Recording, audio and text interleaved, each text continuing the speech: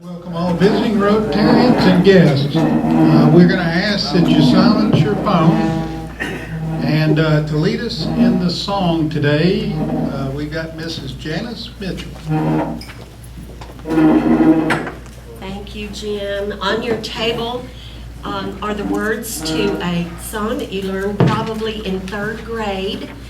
There are maybe 4 verses, but we're just going to sing the chorus, the verse, and the chorus. So, and it's fast, and I'm going to help you with the words, and then I'm going to do motions. So that'll help with the words, if you remember the words.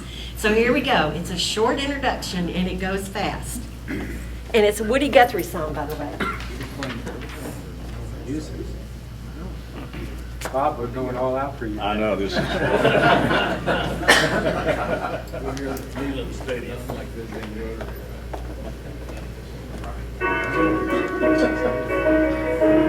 Ready? This land is your land. This land is my land. From California to New York Island. From the Redwood Forest to the Six Waters. This land was made for you and me. Let's do better than that. Walking that ribbon of highway, I saw above me that endless skyway. I saw below me that golden valley. This land was made for you and me. Here we go. This land is your land. This land is my land. From California to the New York Island, from the Redwood Forest to the Gulf Stream waters. This land was made for you and me. Woo! Okay, we'll work on that one.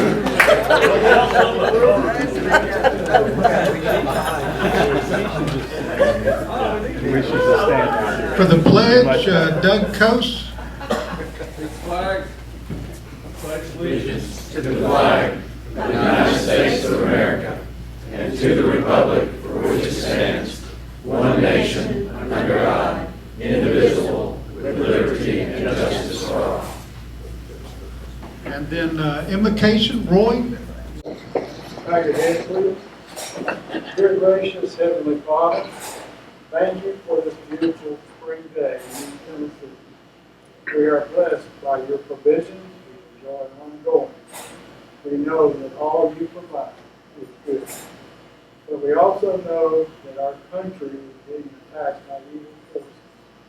We ask for your wise instruction on how we can stand strong to endure and survive those forces that threaten our individual and our freedoms. We pray for strength and wisdom to enable us to retain our freedom as we have known. Thank you for this Rotary Day, for food, and our speaker, Bob Kesling. We look forward to hearing from him about football. In Jesus' name we pray. Amen. Jim Christensen. Hi, everybody. These are the guests today. Michael, and I don't want to destroy your last name, Spangberg. Is that right? Do you have a guest? Yep. Visiting today is Daniel Ward. He's my business partner and good friend, visiting from Kingston today.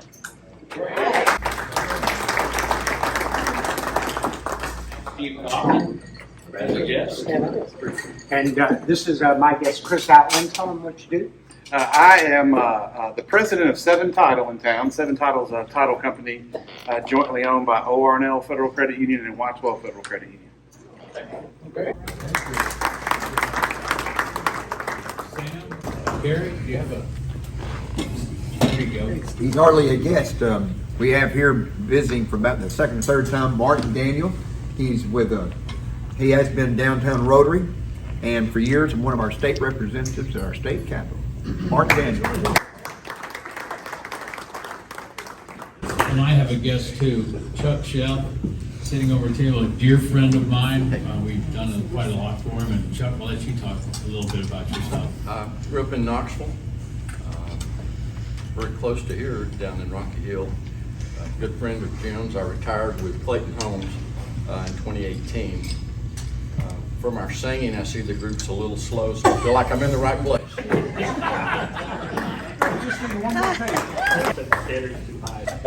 Sing better than Jim Clayton. Really much better, really much A little slow and a little off key, but otherwise we're great. Janice, Mobile Mills? I'm still reeling from the singing. Trust me, they do much better than this, really, really. Okay, so Mobile Mills was delivered by Bruce today, and he told me that everything was fine. And we're into the cold meals, so we have salads and things like that for the summer. If you would like to help us out, and you've already filled out your papers and you traveled with one of our Mobile Meals people, deliverers already, then all you have to do is just let me know if you'd like to do it one particular Friday, and I would be happy to sign you up. Thank you. Thank you, Janice. Gary West, you want to mention spring cleanup? Yeah, I've got, appreciate the 10 people that have signed up. And I'm not gonna pass this around because I know we get tired of seeing these things. So if you want to, it's a week from tomorrow, just come see me, or I'll put it back up here and just sign up. And obviously I'll have more detailed information next Friday. And if there's any issue with weather, which probably shouldn't be, but if there is, we'll have a rain date. I'm not sure what that would be yet, but I'll let you know. So thanks for the ones that signed up though. Thanks, Gary. 10's a good number, 12 would be better. Shooting for 2 more. Hey, recently I was at a bar and they had a prize, $1,000, and it was for squeezing 1 drop out of a lemon. They squeezed all of it was, and they had all these different people would come up, and I mean, they had guys just huge biceps, arm wrestlers. They couldn't get a drop out of that lemon. And the owner's sitting there thinking, I'll never have to pay this out. So one day, a scrawny little guy comes walking in, and he sees that advertising, $1,000, squeeze 1 little drop out of that lemon. He says, I think I can do that. The bar owner says, you're kidding yourself. There's no way you can do that. Why would you even attempt it? He said, well, why don't you give me a shot? So I said, bar owner kind of says, sure, well, sure. So sure as shooting, that guy squeezes that lemon. He gets 1 drop. Squeeze a little harder, he gets a 2nd drop. Squeezes it a little more, and he gets a 3rd drop. That owner's just, he's sitting there, how in the world did you do that? I mean, you're just some little scrawny guy. How can you possibly get 3 drops out of a lemon? And finally, the owner says, well, what do you do for a living? And the guy says, I work for the IRS. I'm paid to get the last drop of blood out of everybody.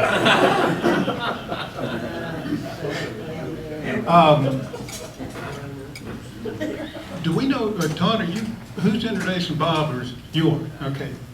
Todd, you want to introduce Bob?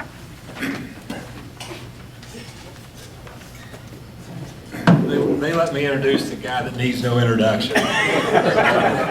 I will keep this relatively short, but I did want to run through a couple of these facts because I've known Bob a long time, and I was like, man, I didn't remember that.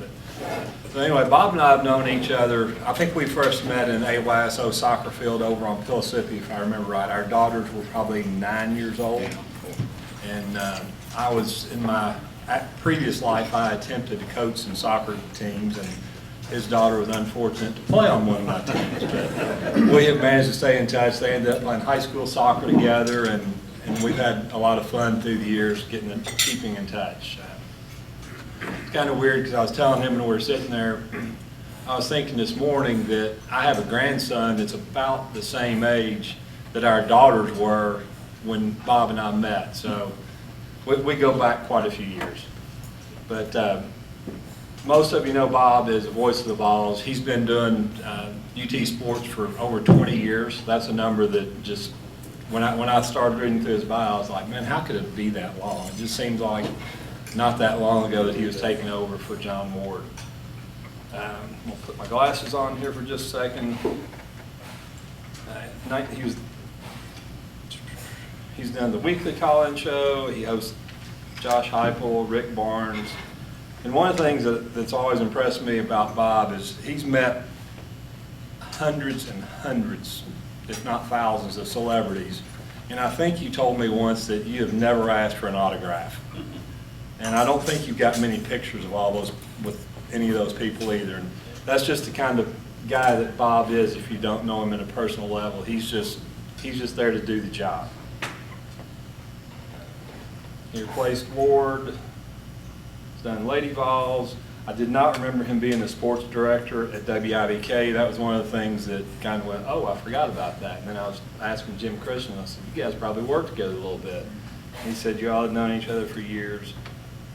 He's done football, baseball, all sorts of sports. And with that, I will turn it over to Bob Kesling to entertain us with some UT knowledge. Well, let's hope so. Thank you. Thank you, Todd. Yeah, we have been friends for a long time, but other people here, Steve Chansey was a teammate of mine at UT, and then Jean Baird, her son Mike, we've been friends for a long time. Doug Coase, we used to work together at UT, so a lot of good things. One thing Todd left out of my introduction, I was also at one point the voice of the Knoxville Cherokees hockey team. Yeah, you guys remember the Cherokees back in the day? So I was working at Channel 10 at the time, and I would do as many Cherokee games as I could. And we had a road trip one time. We were leaving from here and going to Greensboro. And then we went from Greensboro on a Friday night and played in Cincinnati on a Saturday night. And so we loaded up the bus, an old hockey, I don't think people have ever seen the old movie Slapshot with Paul Newman, but that was the probably worse bus than what those guys had. And hockey buses do not smell very good. It's not a pleasant thing. So anyway, we take off from Knoxville Civic Coliseum and we head over to Greensboro, to the Coliseum over there. Stop and have lunch just outside Asheville at a McDonald's. Really good training for those guys, nutrition. And they probably got like $8 a day for meal money. So we go there. We go to the Coliseum, Greensboro Coliseum, and we get beat like 6-3 that night. And so I'm packing up my radio gear because I want to make sure they don't leave me. And so I'm making my way out to the bus, and Bill Nyrop was the coach. And he said, Bob, they've got this separate building here where they do the stats and everything. Do you know where that building is? I said, well, yeah, it's over there, because that's where you get your media credentials. I said, it's over there. Hey, could you go over there and get 25 copies of the stats and bring them to the bus? I said, well, sure. So I go to the office, and of course they're out of toner. There's a paper jam. All that stuff that you have. So I'm sitting there patiently waiting, and finally get my 25 copies of the stats after the game. Get my radio gear, make my way out to where I think and hope the bus will be, and it's gone. No bus. And Greensboro Coliseum is not in the best part of town, and so there's no cell phones back in those days. So I'm sitting on my radio gear, and I'm thinking, how am I going to survive the night, and how am I going to get to Cincinnati tomorrow night? And I'm sitting there kind of feeling sorry for myself. They've already locked up the Coliseum. I don't know what I'm going to do. And it was about 25, 30 minutes later, here comes the bus back. And so the bus pulls up, they open the door, and it's not, Bob, we're so sorry we left you, it's, where are the stats? The only reason they came back was to get the stats. They didn't care about me. So we head back to Knoxville. And you can't cut, the corner from Greensboro up to Louisville. We played at Louisville the next night, so you couldn't cut the corner up to get to 75. We had to come all the way back because of the mountains, you had to come all the way back to Knoxville. And so it's like 7 in the morning. We've been traveling all night on this bus. We go by the I-75 cutoff, and I'm thinking, well, that's kind of unusual. And we go to Sutter's Mill Apartments.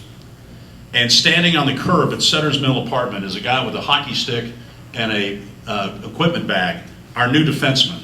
So they had cut a defenseman on the bus trip, so our old defenseman gets off the bus, and our new defenseman gets on the bus, and we head off to Louisville. So we go up there, we get beat 3-2. We're coming back, and we get to just outside Lexington, and we break a fan belt. And now we got to get the bus fixed. And so we're on the side of the I-75 for about 3 hours.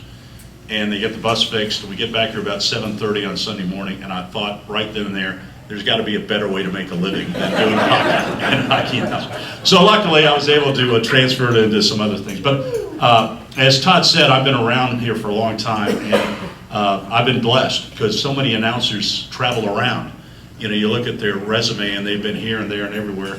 And I've been able to do a lot of great things and be able to stay here and haven't had to move my family. My girls went through the Farragut school system and never had to move, so I really feel blessed. And it's really an interesting story about how I got here. I was an okay high school player, and I was being recruited by some smaller schools up in Ohio, like Ohio Wesleyan and Muskingum and some of those places. And I had a buddy, my best friend in high school. His dad knew Ray Mears, back when Coach Mears was the coach at Wittenberg. And so they were going to come down, and my buddy Jeff was going to try and see if he could walk on the basketball team and be a manager eventually. So he came down and they said, "Well, do you want to go with us?" I said, "Yeah, I've never been to Tennessee, so sure." So I get with them, and we get down 75, and they go into the basketball office to see Coach Mears. And I said, "Well, I'm not a basketball player. I won't go. I'll walk down to the football office."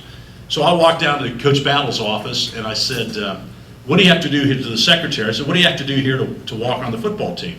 She says, "I have no idea. Would you like to talk to Coach Battle?" I said, "Wow."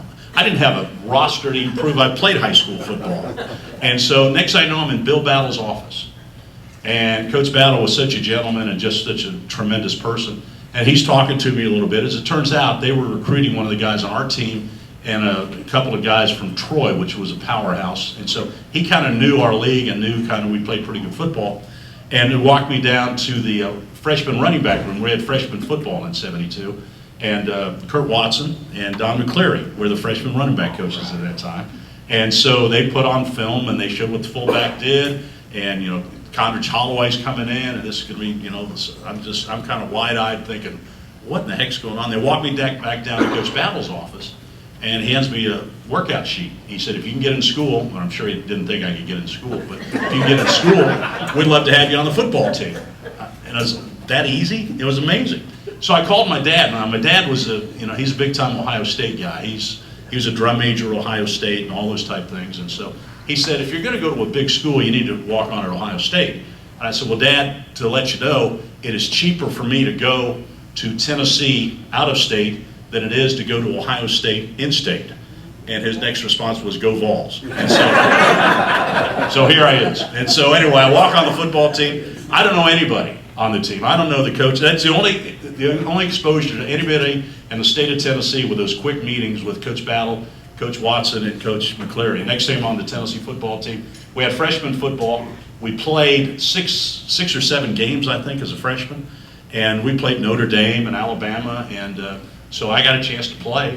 And I remember we were playing at Vanderbilt.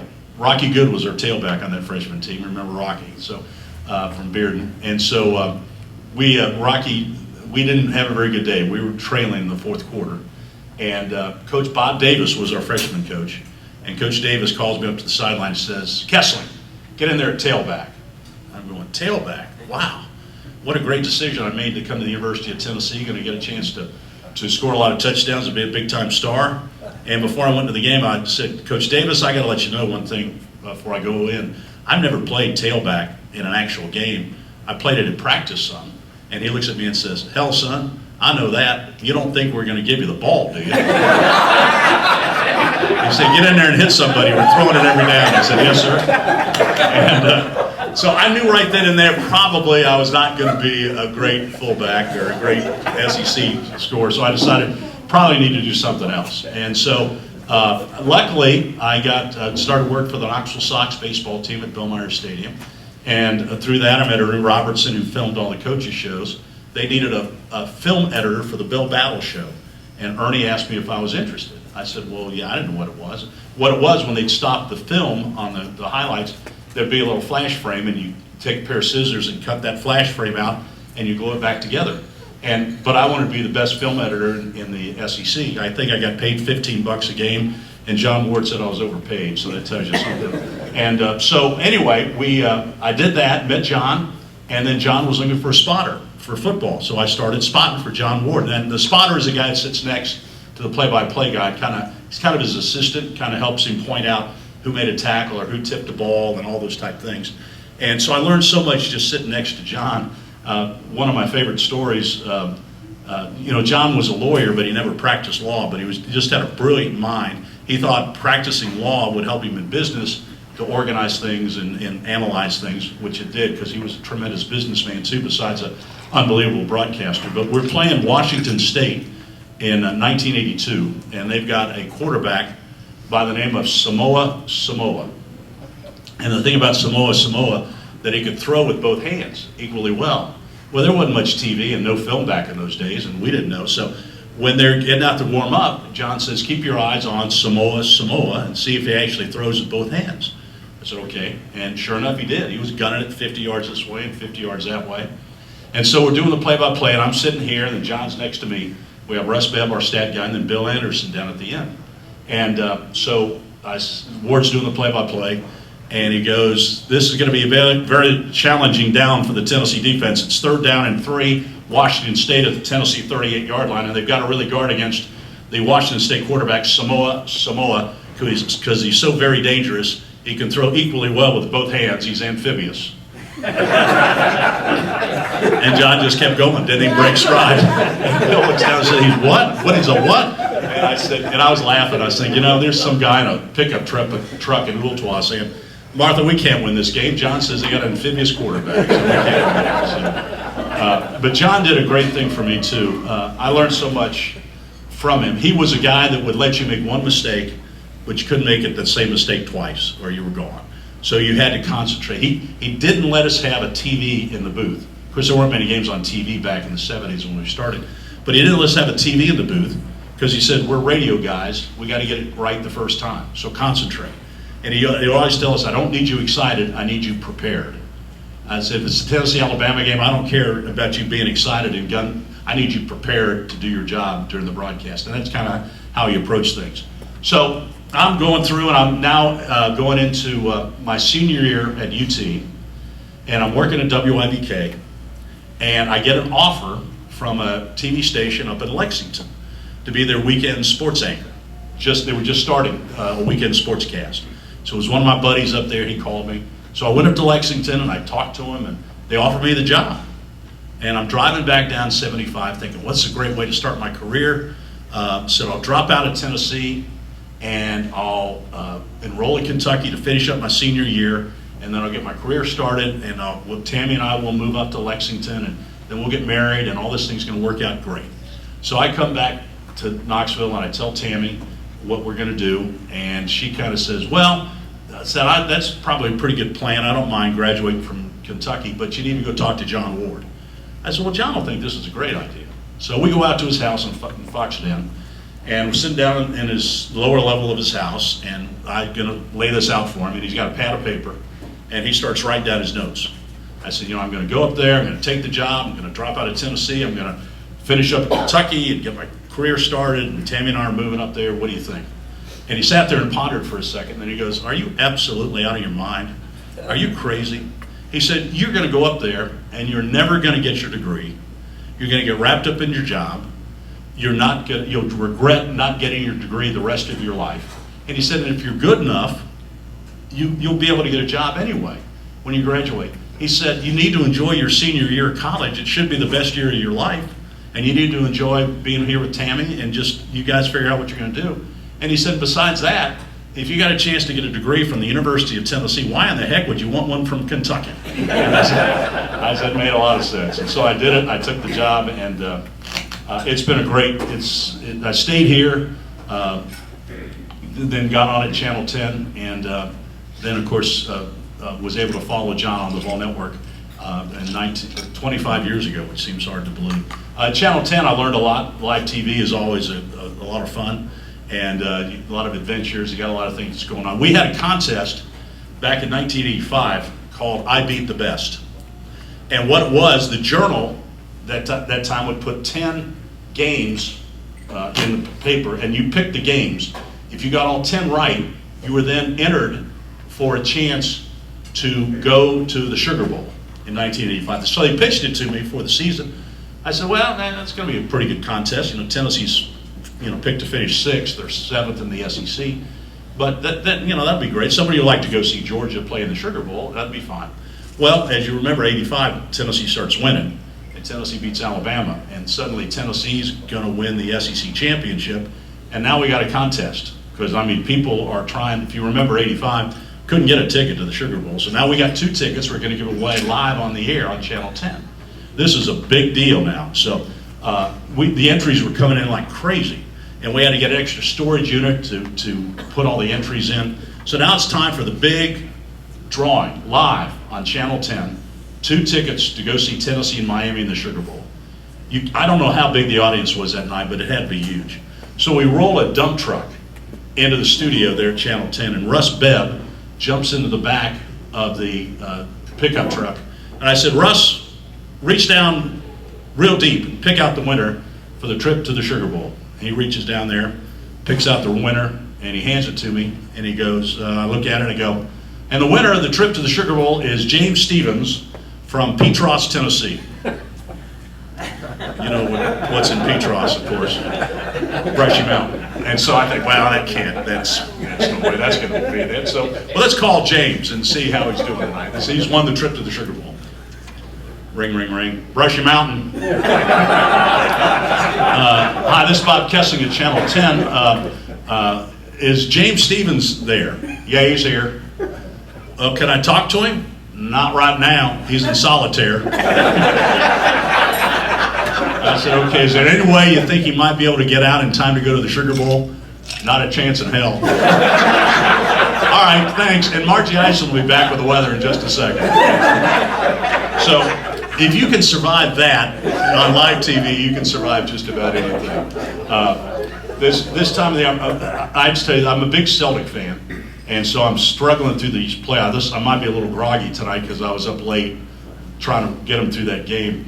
But I've always been a Celtic fan since I was really in high school. I went to a doubleheader at the old UD Fieldhouse. It was the Cincinnati Royals and the Detroit Pistons, and the other team was the Lakers and New York, I think. A doubleheader, preseason exhibition. I saw Celtics come out in those green uniforms and those black shoes, and Bill Russell had that look on his face, and John Havlicek, and I was hooked.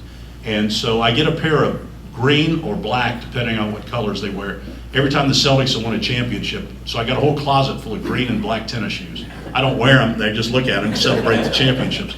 So I remember my daughter's year they were born. Allison was born in '84 and Melissa was born in '86. And the reason I remember that is that's also years that the Celtics won NBA championships. And so we've gone through the '86 title, and we got a few years. And I mentioned to my wife in passing, I said, it's been a couple of years since the Celtics have won a championship. And she looked at me and said, you're going to find another way to motivate your team because we ain't doing that. But I've been a Celtic fan all those years, so it's great. I really believe this is going to be another special year because Tennessee's got a quarterback. And to play in college football these days, Steve and I were talking about it, you got to have a quarterback. And Joe Milton proved to us in the Orange Bowl game that he can play quarterback and play Josh Heupel's style.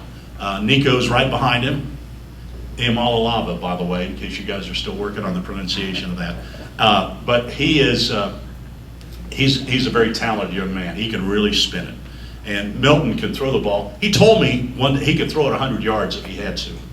I mean, it's amazing to watch him throw in practice. I mean, it's a show to see him zip the ball as far as he can throw it. And he's such a big guy. He told me when he was in 8th grade that they wanted him to play linebacker and or defensive end and then tight end. And he told him he wanted to play quarterback. And the coach of his 8th grade team says, no, you can't play quarterback. He said, well, let me just throw a couple passes. Threw about 5 passes, and he said, okay, you're quarterback, you move over to defensive end. And that's kind of the way he's been. But, Joe is a mature kid. He has been around college football. He's seen it all. He's seen the ups and downs. So I think he's really going to be good. The other thing that they've done, they really have stockpiled tight ends. That's been one of the missing elements of Coach Heupel's offense, the tight ends. And the freshman Evans they brought in, he got kind of banged up in the spring game, but I think he'll be okay. for the start of the season. He's a special talent. I mean, he's got size and speed and can run. And so we got Jacob Warren coming back, but they've got 3 or 4 tight ends that they really like. They really have gotten bigger in the offensive and defensive line, and that's another area that they've been a little bit deficient in, just size-wise and depth. You know, last year we were kind of crippled up at the end of the season with guys getting hurt in the offensive line, but they think they've got that problem fixed. So I think the future is really bright for Tennessee football, and it's the scheme, yeah, it's the pace, but yeah, it's the fact that Coach Heupel knows how to coach quarterbacks, and when you can do that. The meetings and the spring meetings are going on next week. Who knows what's going to happen there about the schedule and who we're going to play? And everybody's talking, you know, upset about playing 8 or 9 games and all those type of things. Well, back in the day, SEC teams only played 6 games when they had a conference of 10 teams. And the coaches were upset when they went to 7 and outraged when they went to 8 conference games. So the coaches are never going to be happy about what they're going to do, but it just makes a lot of sense that they would play 9 conference games when you got 16 teams in your conference. But and I don't think they're done yet either. I think they're going to expand some more before they get done, and we're probably going to have those, you know, big super conferences that everybody's been talking about for all these years. And Derek Dooley said a lot of things when he was a coach at Tennessee, but he said one thing that has resonated with me through all the years. He said, Bob, when you get in these type discussions, remember, it's never about the money. It is about the amount of money. And I think that's probably true. That's probably true in most businesses. But and the transfer portal is not going away, and so it's probably going to get more complicated. And I don't know where college football is heading because of this, but it's really taken the summers away from the coaches because now they got to be in that transfer portal the whole time. In basketball, I don't know how you do it because they've still got next week to figure out if they're going pro or coming back or what they're going to do. I don't know how you put together a roster. So I have a lot of respect for the basketball coaches, what they're going through. We got a couple minutes left. I might just open it up for any questions that maybe I haven't touched on. Yeah. Correct me if I'm wrong, in my lifetime, I've never seen where we've had 4 opponents in the SEC that have lost starting quarterbacks. You've got Kentucky, Georgia, Alabama, and Florida all lost. Now, we lost our starting quarterback, but I think we're in a different situation than they are. I think that not only do we have 4 opponents lose quarterbacks, I think we've probably got 3 quarterbacks. Probably the deepest we've ever been in my lifetime at quarterback, because we got the UCF transfer. Yes, he looked just as good as any of the quarterbacks on the roster.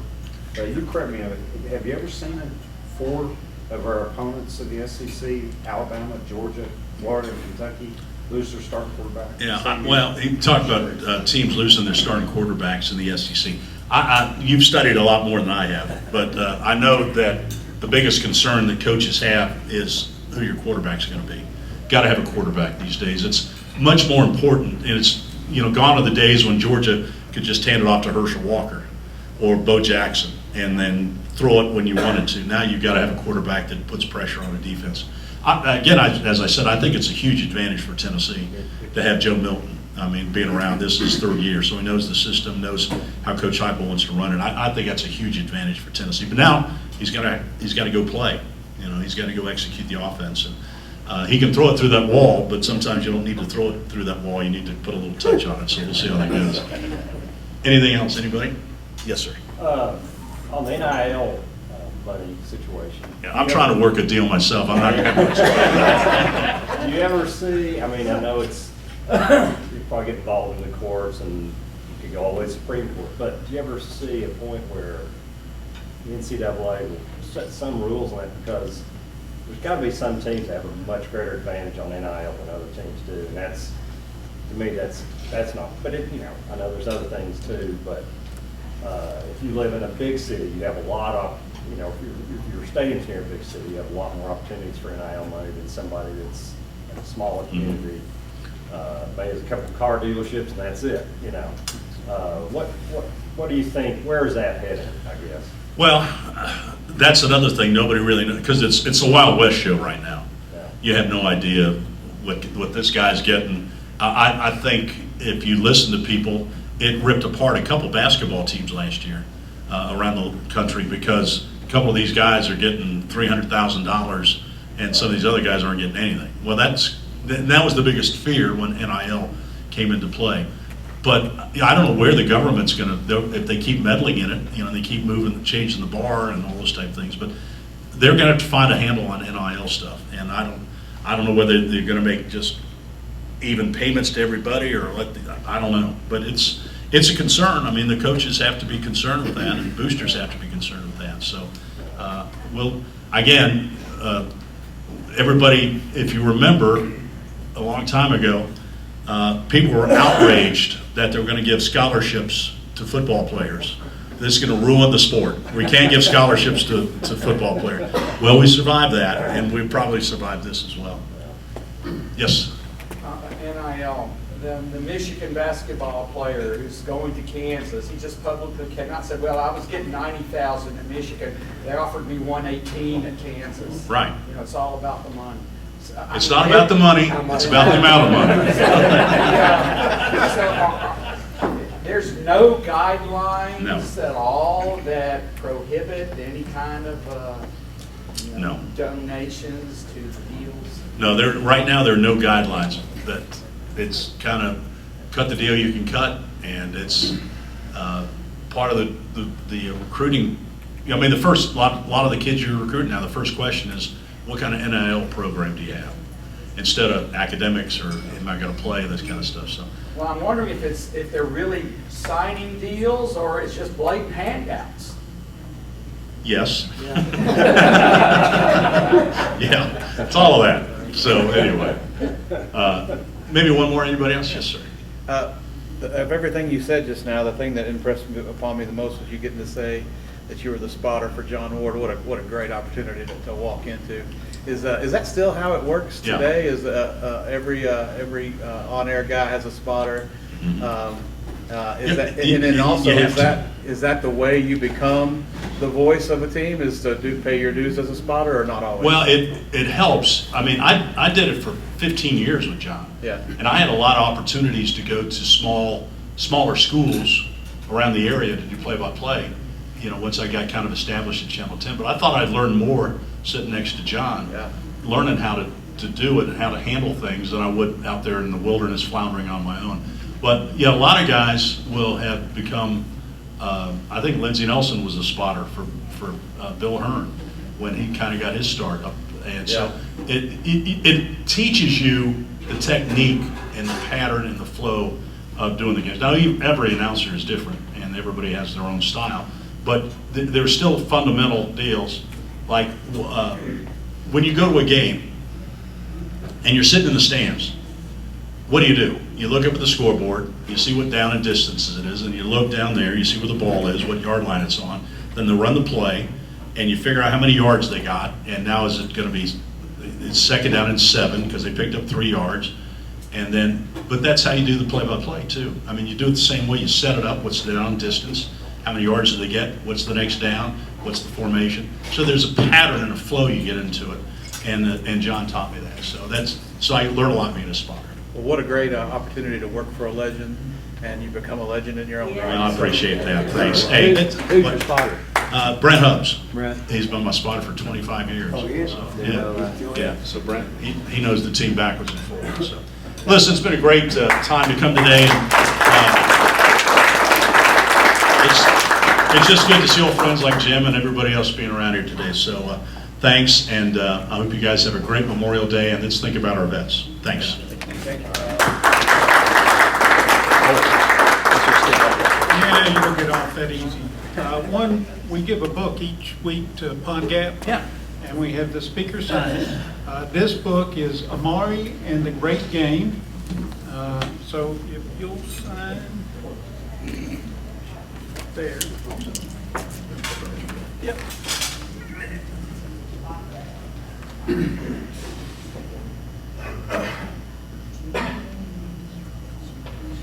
Thank you. You're welcome. And then, I know you don't have anything on your desk, so Great. thank you. Appreciate it. Thanks a lot. It's good to see you guys. And, if you're needing NIL deal, I'm pretty sure you could find one. Now, again, the amount of the money, I don't know, but you could get one. Also, Dr. Castellanos, you know, you could advertise for and get NIL deals for the players. No, actually, we can't. Beer distributors, wholesalers aren't allowed to, I think, enter the NIL deals. Who said? I think actually it is, it's alcohol is, You guys are just cutting the corners. That's an excuse. That's some non-alcoholic products. we do, but not much. Anyway, I appreciate you, Mr. Kesling. That was great. I'd like to thank all the visitors today and guests. We've got Daniel Ward, Chris Outland, I believe it is, Chuck Shell, and Martin Daniel. Appreciate you being here today. Next week we have Ms. Chandler, who's a Project RAD Executive Director. Do we have any other announcements? And four-way test. Joe, can you do the four-way test? Let's see here. Test. Say or do. First. Is it the truth?